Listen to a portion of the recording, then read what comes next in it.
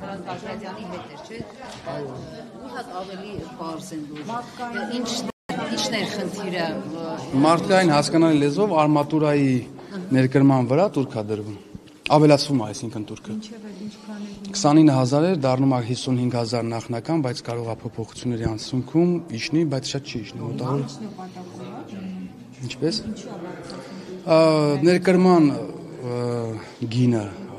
Ներկրման գինը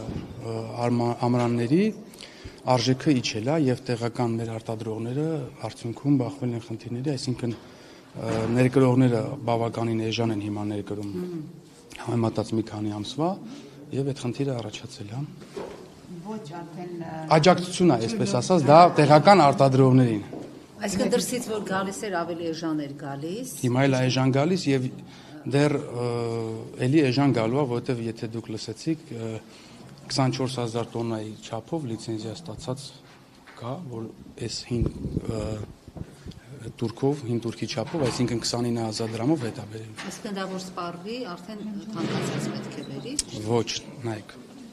29,000 դրամ է հիմա տուրքը եւ մարդիկ լիցենզիա են ստացել։ Օրենքը հետադարձուց չի կարող ունենա եւ ազդելու է, գործելու է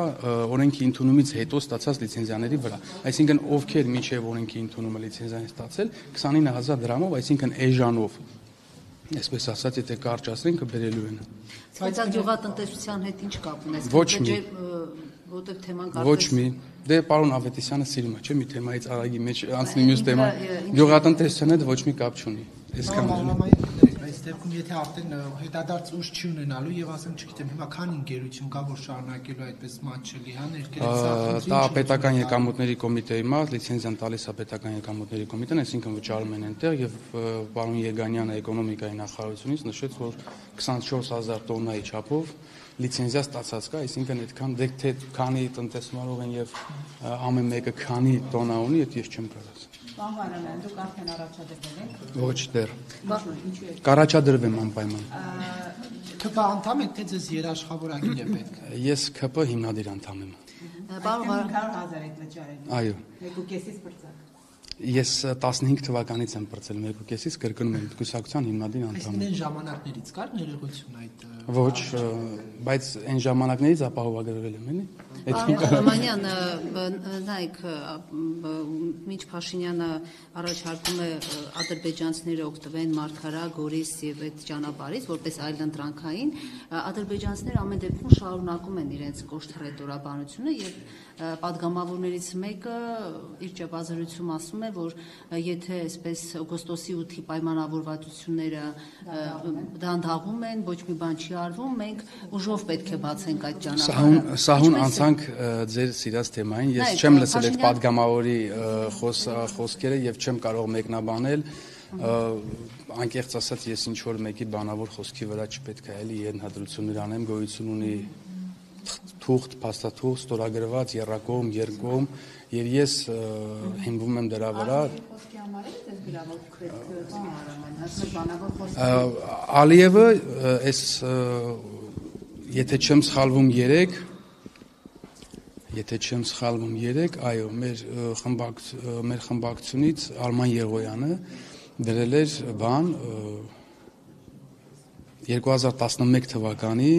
Իլհամ Ալիևի հայտարարությունը եւ ելի եմ ասում իր հիմնականում ներքին լսարանին ուղղված հայտարարությունները այդ մարդու մոտ չեն փոխվում, ես իր արտահայտությունների վրա հայտարարությունների վրա չեմ հիմնվում, ես հիմնվում եմ նրա վրա, թե երկու պետությունների ղեկավարները ինչ են ստորագրել։ Դուք միշտ ներքին լսարանին եք ասում, Ադրբեջանը լավ 30 տարի ներքին լսարանի համար ասեց այդ ամեն ինչը, բայց եկավ հասավ փաստորեն Արցախն էլ վերցրեց, ամեն ինչն էլ վերցրեց, Հայաստանի տարածքներն էլ օկուպացրեց, բայց էդի ասում եք ներքին լսարանի համար։ Նայեք, ներքին լսարանի համար ինքը կրկնում եմ, մեծամասամբ իր այն թշնամական հռետորաբանությունը, որ գործածում է, դա բոլորս էլ գիտենք, որ իր ներքին լսարանի համար է։ Դա այլ հոգեբանական պատճառներ ունի։ Իմ համար ես կարծում եմ, որ Իլհամ Ալիևը եւ ադրբեջանական կողմը խաղաղության այդ փաստաթղթով օգոստոսի 8-ի իմ կարծիքով այդքան էլ բավարարված չի եւ ես տեսնում եմ չբավարարված մարդու ինչ էր ուզում ոչ միջանցք կոնկրետ։ Ես կարծում եմ Ադրբեջանը կողմ անխոչնդոտ միջանցք։ Չէ, իրանք ուզում են կոնկրետ միջանցք երրորդ պետությունների հսկողությամբ ավելի շատ իրանց դաշնակից կան մեր այդ պետությունների եւ դա չստացավ, ելի եմ ասում, իմ մոտ այդպիսի տպավորությունն է, որ բավարարված չեն։ Ում նկատի ունեք դաշնակից Թուրքիայի։ Դե հիմա ումորում ներկայացնա ճանապարհային երրորդ երկիր չի։ նախ խնդրում եմ եկեք դետալների մեջ չխորանանք, որտեվ 5 սկզբունքները պահվելու է։ Այդ 5 սկզբունքների պահվելը հենց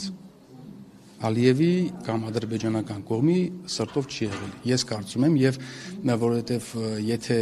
ամեն ինչ իրանց սրտով լիներ, ամեն ինչ իրանց ուզածով լիներ, խի պետք է իրանք իրավիճակը սրեին օրինակ։ Հայտարարություններով, բայց էլի եմ ասում, այս թեման փակում ենք, հարգելի գործընկերներ, մենք շարժվում ենք ոչ թե հայտարարություններով, այլ ստորագրված թղթերով։ Բայց դուք գիտեք հիմա այդ ճանապարհի հետ կապված որևէ աշխատանք տարվում է, որտեղ Թրամփը քննարկումներ կան, եթե զուտ ադրբեջանցիները դժգոհում են, որ ոչ մի բան չի արվում, այսինքն դա է, որ ինչ վերաբերում նախ կա հայ-ամերիկյան կոնկրետ քննարկումներ, եթե դուք նկատի ունեք, որ կոնկրետ գործողություններ շինարարության մասով, ապա ոչ, այս բան չի արվում, որտեղ դե բնականաբար դա պետք է նախագիծ արվի, շինթույլտվություն ստանա եւ այլն եւ այլն, այդտենց չեն կարող։ Ռուսաստանը չի կանգառում այս գործընթացին։ Ոչ։ Չէ՞ որ մեր երկաթգծեր ամեն ինչը Ռուսաստանի հետ է պայմանավորվում։ Չէ։ Ինչ չի։ Գործողը, այո, նոր ստեղծվելիքը ոչ։ Պարոն Վահրամանյան, նոր դուք ասացիք, որ Ադրբեջանը սրում է իրավիճակը, այսինքն դուք խոստովանում եք, որ սրում է իրավիճակը, դա խաղաղություն գնացել։ Ես կարծում եմ, որ այն հայտարարությունները, որ Ալիևն ա արել, նույն Սևանա լճի հետ կապված, անունը մոռացա ճիշտ ասած ինքը ոնց էր անվանել, դա ես կարծում եմ, եթե սրել չէ, ապա նվազագույնը խաղաղության վնասում է։ Հետքայլ է օգոստոսից։ Չէ, օգոստոսի 8-ից հետքայլ չեն անում բանավոր խոսակցություններով։ Ստորագրված փաստաթղթից հետքայլ չեն անում խոսքերով։ Կամ պաշտոնապես դուրս են գալիս, կամ դուրս չեն գալիս։ Բայց ես կարծում եմ, որ ինչպես էլի մեր խմբակցության պատգամավոր Ռուբեն Ռուբենյանն ասել, պետք չէ հետ գնալ պատմության մեջ, որտեղ պատմության մեջ եթե հետ գնանք, բարձվելու է իրականում Ադրբեջան չկա, բայց Հայաստան կա,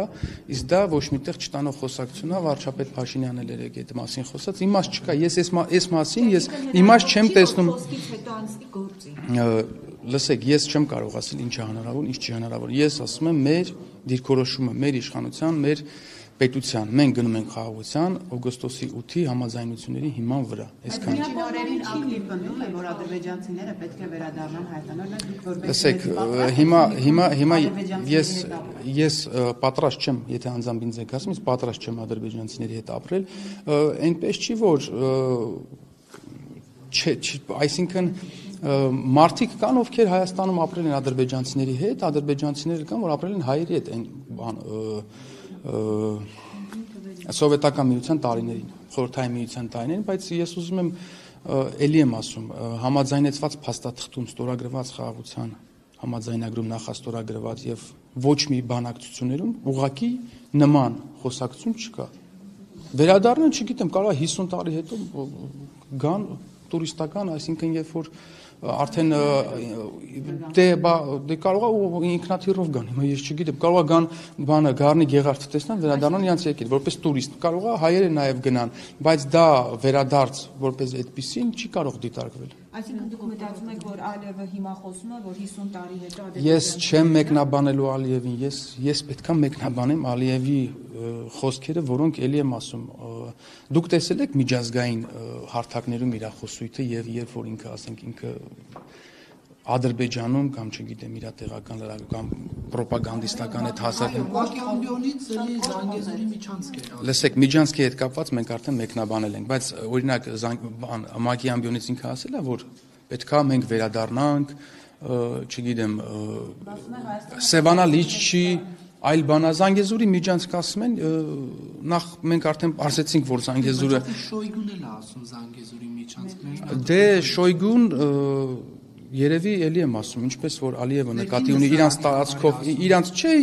տարածքով դա մեզ չի վերաբերվում, հասկանում եք։ Այդ իրանց ասած միջանցքը, նախ միջանցք բառի հետ էլի եմ ասում, բազմաթիվ անգամ սա մեկնաբանվել է, մի անգամ էլ մեկնաբանեմ։ Մեր պաշտոնական փաստաթղթերում Հյուսիս հարավը կոչվում է Հյուսիս հարավ ճանապարհային միջանցք։ Մեր ընկալումների մեջ, քանի որ մենք ունեցել ենք Լաչինի միջանցք, որը արտատարածքային միջանցք է ենթադրում, մեր համար դա ծանր է այդ խոսույթը, բայց միջազգային խոսույթի մեջ ինքը միջանցք բառը դա արտատարած, օրինակ Լարսի այդ անցակետն էլա մեր համար միջանցք, օրինակ, չգիտեմ, Վրաստանով դեպի Ռուսաստան, բայց ինքը ոչ մի բան Վրաստանի ամբողջությամբ իրավազորության ներքո է, չէ՞։ Հիմա դուք երբ ասում եք, որ ըստ էության Ադրբեջանը բայց ոնց որ Ամրանի Թուրքի բանից հեսա սահուն անցանք Ադրբեջանը դժգոհ է անգամ օգոստոսի 8-ի պայմանավորվածությունից եւ ինչ որ հիմա դուք լուծումը ո՞նց եք գտնում նոր ինչ որ պայմանավորվածություն ոչ մի պայմանավորվածություն նոր չի լինելու մենք շարժվում ենք նախաստորագրված իսկ նախաստորագրված խաղաղության համաձայնագիրը ուզում եմ ձեզ տեղեկացնել, որ նախաստորագրվում է այն դեպքում, երբ որ այլևս ոչ մի դրույթ չի կարող փոխվել։ Ինչու է նախաստորագրվել, եթե չի ստորագրվել։ Դա հիմա այլ քննարկումների հարց է, չգիտեմ, այնտեղ ադրբեջանական կողմը սահմանադրության հարց է առաջ տալիս, այլ խնդիրներ առաջացնում, չգիտեմ ամեն դեպքում ես բանակցություններում կոնկրետ չկամ, բայց ելի եմ ասում Զանգեզուրի միջանցք խոսույթը, նաև գիտեք, մենք օրինակ ինչ է կարծում, երբ որ ամեն անգամ մենք ասում ենք, որ դա մեզ դուր չի գալիս։ Մենք ամեն անգամ ասում ենք, որ օգոստոսի 8-ում չկա միջանցք բառ եւ առհասարակ միջանցք երևույթ, երբ որ ամեն անգամ մենք ասում ենք, որ Հայաստանի Հանրապետությունը չի քննարկել եւ չի քննարկելու ոչ մի միջանցքի հարց արտատարածքային։ Մենակ պարզ է, չէ՞, այդ դեպքում իրանք խեն այդ բառը նորից օգտագործում։ Իմ բացատրությունը շատ կոնկրետ է, դիմացինին գրգռելու կամ ասենք լարվածություն ստեղծելու համար։ Ես այլ բան չեմ կարող ունենալ, որովհետև դու որպես երկրի ղեկավար գնում ստորագրում ես մի այլ թղթի տակ եւ մի այլ բան ես խոսում, դա լուրջ չի, էլի։